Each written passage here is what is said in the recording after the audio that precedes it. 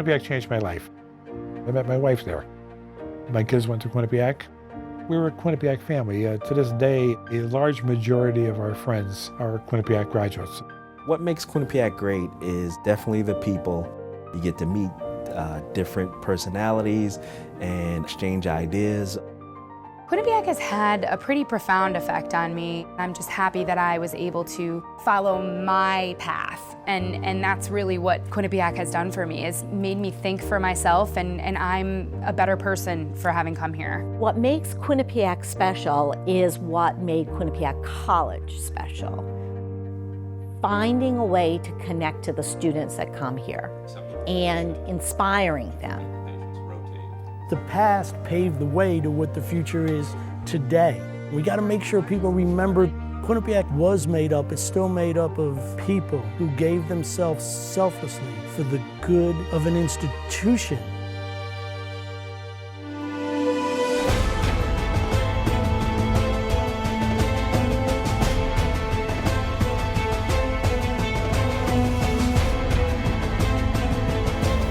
I'm deeply honored to have been given the opportunity to serve as the 8th president of Quinnipiac College.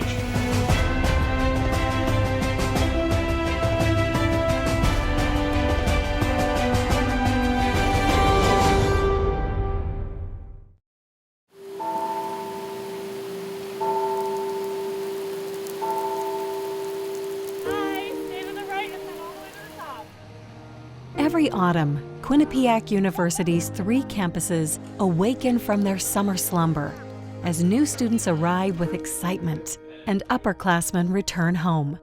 Known today nationally for its high-quality academics, competitive athletics, and a national poll, founders Samuel and Ermengarde Tater never would have imagined how the school they founded in 1929 would transform. For generations, New Haven, Connecticut has been known as a place that fosters academic thought. In the 1920s, Northeastern University set up the School of Commerce and Finance on the campus of Yale University to offer New Haven residents bachelor's and associate's degrees. But Northeastern soon withdrew from the venture after it was discovered the market demanded 2-year degrees, while Northeastern wanted to focus on 4-year degrees. Without a place to complete their associate's degrees, 11 students reached out to their former teacher Samuel Tater and his wife Ermengarde, urging them to start a new school. While the Taters came from different backgrounds, both appreciated the impact a college education could have on one's life. My grandmother, she decided that she wanted to go to college. And this was right after World War I. And her father said, no, girls do not go to college, girls go to finishing school. And my grandmother was adamant that she wanted a college education. So her mother, who had some money from her family, said, I'll pay for it. My grandfather came from a relatively poor family and did not have the funds to go to college. So he worked his way through what is now Wharton School of Business in 3 years' time so that he could graduate at the same time as my grandmother. He believed very strongly that no one should have had to go through what he went through to get a college education.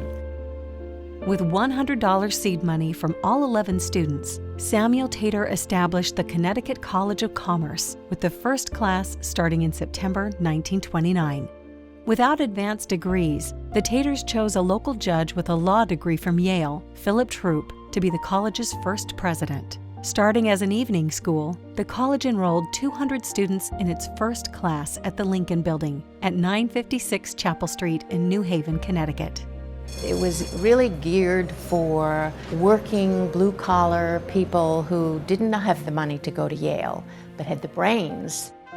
In 1930, the college grew, adding a day division and moving to a larger location at 38 Howe Street in New Haven.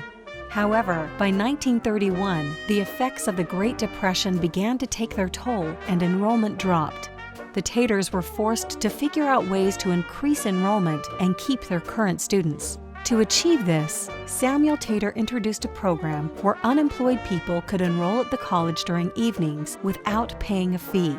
In 1932, in an effort to boost morale, Tater introduced sports to the college, initiating the school's first basketball team.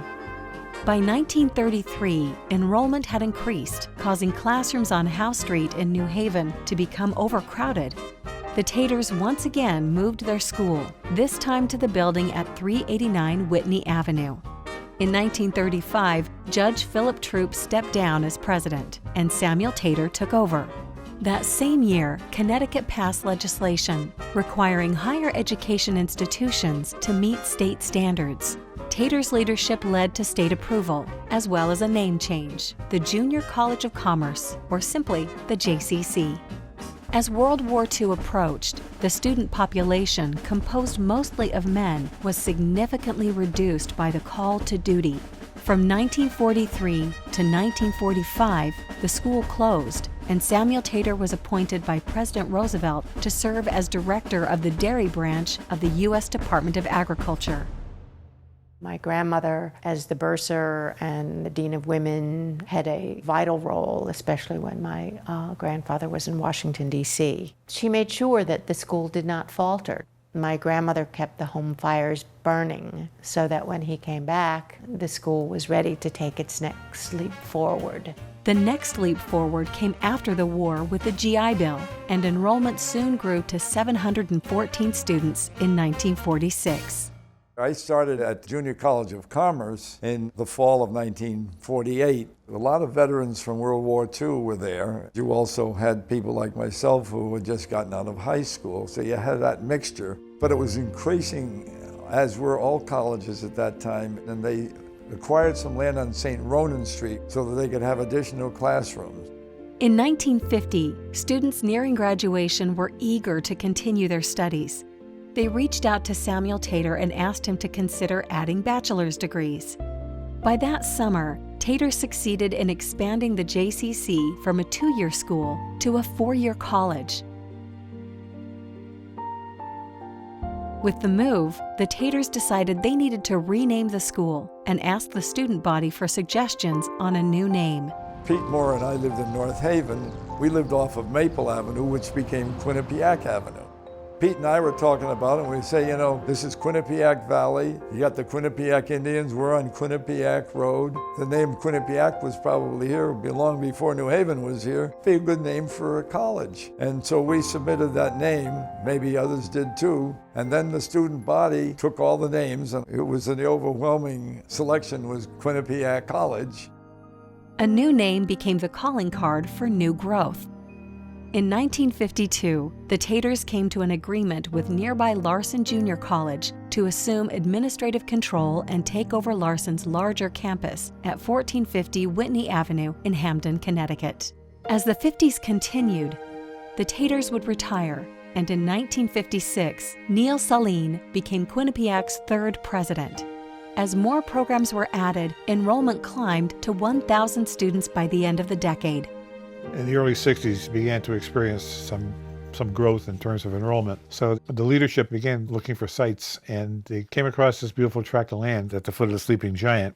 They struck a deal, and Quinnipiac bought the 100-acre site. In the process of the negotiations, the gentleman who owned the land had equipment come in and take all of the topsoil off the land, so that when Quinnipiac took the land and began construction, if we had a slight shower, you'd be in mud up to your ankles. After the property's sale to Quinnipiac in March 1963, the plan was to open the new campus in September of 1966. We were supposed to start school the day after Labor Day in 1966. Unfortunately, the facilities were not ready, and we opened school on October 10th of 1966. The original campus consisted of Tater Hall, which was the classroom building, student union, and the library. And back then they were named dorms A and B. Moving from that tiny confined area that we were in to this beautiful campus. It was empty fields. Whenever it rained, it was muddy, wet, empty fields.